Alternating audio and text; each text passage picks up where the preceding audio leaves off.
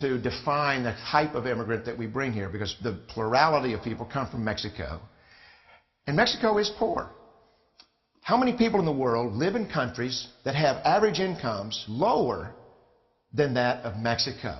And the World Bank tells us that that number is these 3 billion plus another 2.6 billion people. 5.6 billion people in the world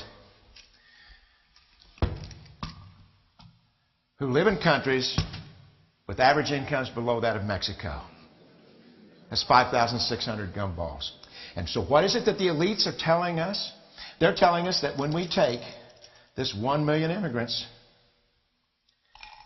that we somehow or another are tackling world poverty. And we have to do it regardless of the effect on our unemployed, the working poor, the most vulnerable members of our society, regardless of the effect on our natural resources. Even if we went by the most radical proposals in Washington, which are to actually double our immigration to 2 million a year, which would totally overwhelm our physical, natural, and social infrastructures, we couldn't make a noticeable difference. And we may be really hurting the impoverished people of the world, because the million that we do take are among the most energetic, often the better educated, certainly the most dissatisfied people that, if they did not immigrate, would be the agents for change to improve the lot of all the people in these countries.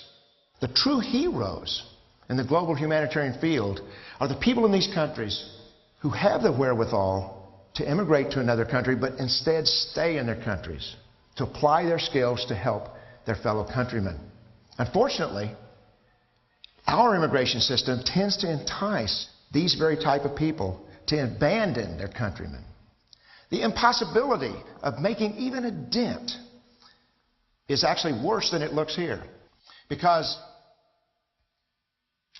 last year, when we took 1 million immigrants, these countries added, births over deaths, 80 million more people into the impoverished population.